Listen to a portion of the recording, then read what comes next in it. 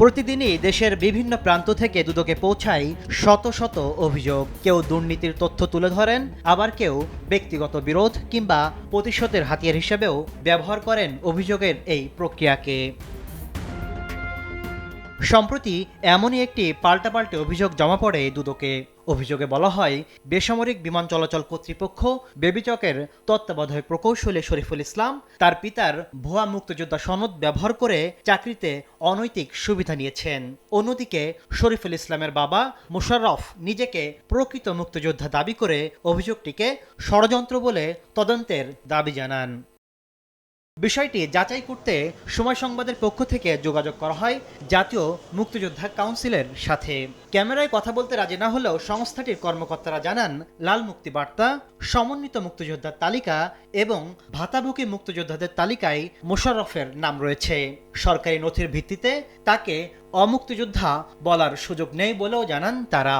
যতক্ষণ পর্যন্ত আপনার লাল মুক্তিবার্তা জীবিত থাকবে উনি মুক্তিযোদ্ধা। এই যে এটা হলো ওনার MIS, এই দেখেন। উনি যদি মুক্তিযোদ্ধা না হতো তাহলে কি ওনার এটা থাকতো মুক্তিযোদ্ধার বিস্তারিত তথ্য? এটা কিন্তু মন্ত্রণালয়।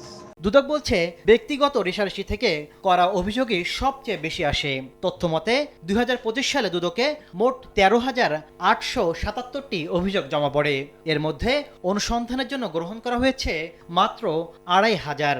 বাকিগুলো ব্যক্তিগত, পারিবারিক, হয়রানিমূলক কিংবা দুদকের এখতিয়ার বহির্ভূত হওয়ায় গ্রহণ করা হয়নি। ব্যক্তিগত রেশারেশি কিংবা ঝগড়া ফ্যাসাদ কিংবা জমির বিষয়, এই ধরনের অভিযোগ অনেক আসে। স্বাভাবিকভাবেই অধিকাংশ অভিযোগগুলি আসলে বাদ পড়ে যায় বাছাই। দুর্নীতি বিরোধী জাতীয় সমন্বয় কমিটির এই নেতা বলছেন, অভিযোগ বাছাইয়ের ক্ষেত্রে আরও সতর্ক ও নিরপেক্ষ হতে হবে। প্রতিটি অভিযোগ ভালো করে যাচাই বাছাই করে তারপরে যেন তাকে নোটিশ দেওয়া হয়, কারণ তা না হলে কোনো দরখাস্ত কেউ মিথ্যা অভিযোগ করলে সেটা পেয়েই যদি তদন্তের জন্য পাঠিয়ে দেওয়া হয় এবং তাকে যদি তদন্তের জন্য ডাকা শুরু হয়, তাহলে সেই লোকটার আর্থিক, সামাজিক, মানসিক ভয়াবহ একটা ক্ষতির সৃষ্টি করে। মিথ্যা অভিযোগকারীদের বিরুদ্ধেও আইনগত ব্যবস্থা নেওয়া জরুরি বলে মনে করেন এই বিশ্লেষক। তাসলিম তৌহিদ, সময় সংবাদ, ঢাকা।